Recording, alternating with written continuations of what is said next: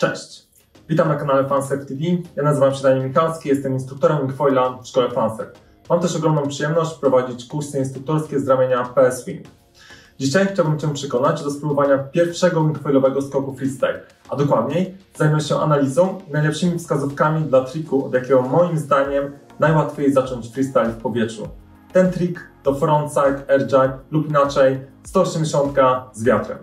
Ja właśnie od tego triku zacząłem bawić się we freestyle na wingfoilu. Od razu zaznaczę, że na kilkaset prób i wykonanych skoków tego triku nigdy nie miałem żadnej niebezpiecznej sytuacji. Na przykład upadku na foila, upadku na rand deski, uszkodzenia winga itd. Mogę z pełnym przekonaniem powiedzieć, że to trik bezkontuzyjny, super przyjemny, przełamujący strach i bardzo łatwy. Kluczowe wymagania dla tego triku. Po pierwsze, musisz swobodnie pływać w footstrapach w pozycji na palcach. Po drugie, musisz posiadać umiejętność robienia tzw. popa, by wyskoczyć w powietrze. Zwykle nauka popa zaczyna się w pozycji hillside, czyli na piętach, a następnie te same zasady obowiązują, gdy robimy popa pływając w pozycji na palcach. Szczegółowo jak wykonać i jak nauczyć się popa opowiem za chwilę. Kolejne wymaganie to oczywiście minimum odwagi i trochę cierpliwości, ale zapewniam, że to naprawdę prosty trik.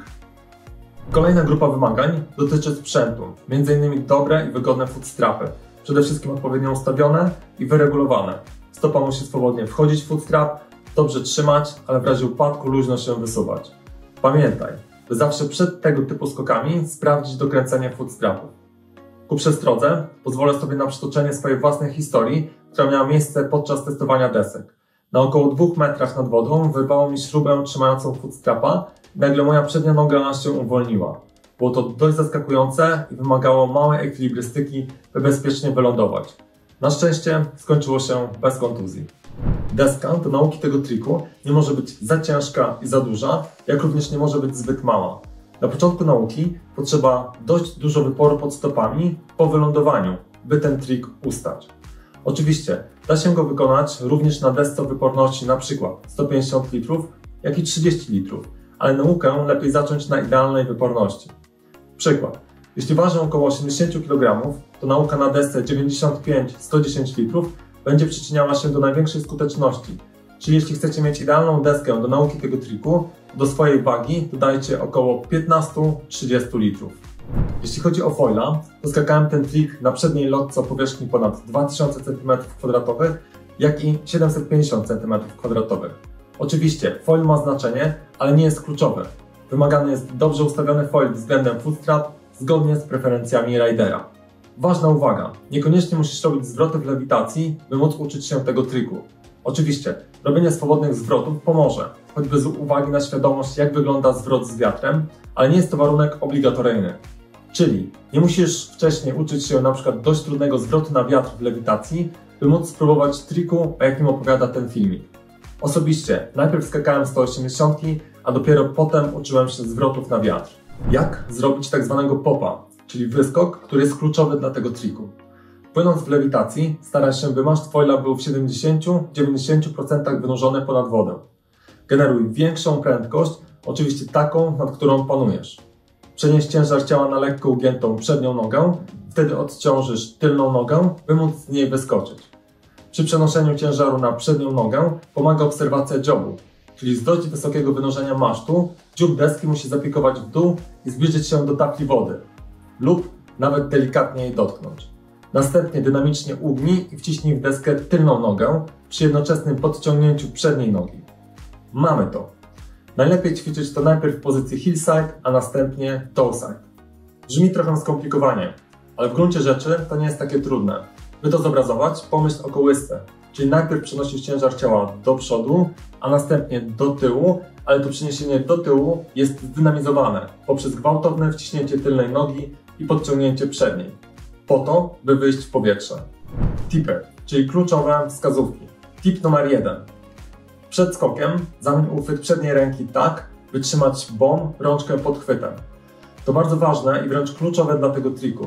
Widziałem wiele prób osób, które tego nie robiły i po skoku bardzo trudno było im zmienić ręce i utrzymać równowagę. Tip numer 2. Po wyskoku w powietrzu rotujemy przede wszystkim biodrami i tylną nogą, czyli impuls skrętny, gdy wyjdziemy w powietrze, musi iść z bioder i tylnej nogi. rotujemy o 180 stopni. Jest to o tyle łatwiejsze, że wracamy do pozycji naturalnej, czyli wygodniejszej, tak zwanej hillside. Można powiedzieć kolokwialnie, że się odkręcamy. Tip numer 3. Ustawienie i praca winga w locie. Nie wykonujemy żadnych dodatkowych ruchów wingiem poza standardowym wybraniem przed skokiem, a następnie przytrzymaniem się wiatru za pomocą winga w fazie lotu i skierowaniu go na nowy has po wylądowaniu.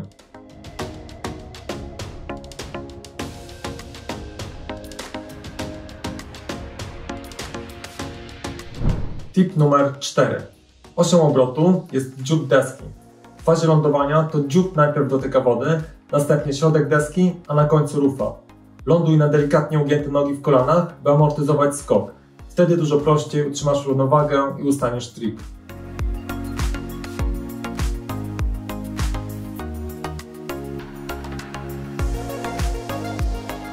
Tip numer 5. Po wylądowaniu zdecydowanie przytrzymaj się winga, a precyzyjniej mówiąc wiatru, który jest w wingu.